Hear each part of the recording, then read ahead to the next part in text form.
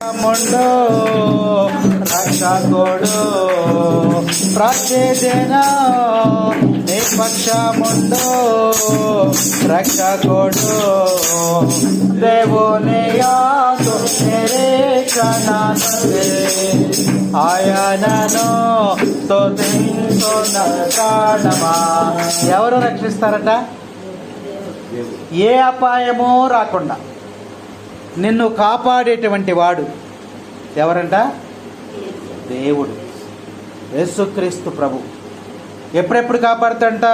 ప్రతి క్షణము కూడా నీ పక్షమనే ఉండి, ప్రతి క్షణము నువ్వు ప్రార్థన చేసినటువంటి మరుక్షణమే నీ ప్రార్థన ఆలకించి నీ పక్షమందు ఉంటాడు రక్షకుడు అని వాక్యం మనకి బోధిస్తూ ఉంది.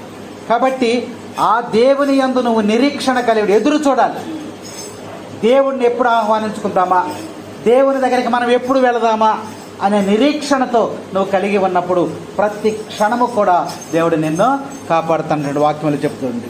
కాబట్టి దేవుని యందు నిరీక్షణ నుంచి ఆయనను స్తుతించు నా ప్రాణమా. నా ప్రాణమా ఎవరిని స్తుతించాలి? దేవుని స్తుతించాలి. ఎక్కడ స్తుతించాలి? స్తుతించడానికి స్థలం ఏది? దేవాలయం. కాబట్టి దేవాలయంలోనికి నువ్వు విశ్రాంతి దినమున వచ్చి దేవుని స్తుతించాలి అని నిరీక్షణ కలిగి నువ్వు జీవించాలని వాక్యభాగం మనకి బోధిస్తుంది.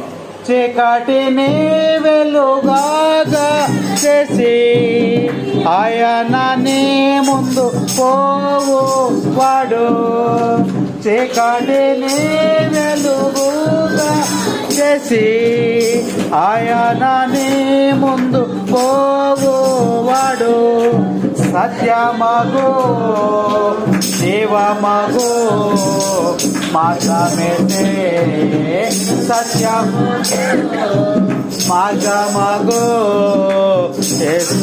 ఏసే దేవుని యందు నిరీక్షణ నుంచి ఆయనను. నీ జీవితంలో ఉన్నటువంటి చీకటిని దేనిగా చేస్తాడంట? వెలుగుగా చేస్తాడు. చీకటి అంటే ఏంటి? మా ఇంట్లో కరెంట్ ఉందండి, లైట్లు ఉన్నాయి, ట్యూబ్ లైట్లు ఉన్నాయి, వెలుగుగానే ఉంది కాదు. చీకటి అంటే ఏంటది? శోధనలు, లేదా కష్టాలు, లేదా బాధలు, లేదా వ్యక్తిగతమైనటువంటి అనారోగ్యం, వ్యాధి బాధలు, నువ్వు ఇతరులకు చెప్పుకోలేనటువంటి సమస్యలు, ఆర్థికపరమైనటువంటి ఇబ్బందులు, ఇవన్నీ కూడా చీకటికి సంబంధించినవి. కాబట్టి ఈ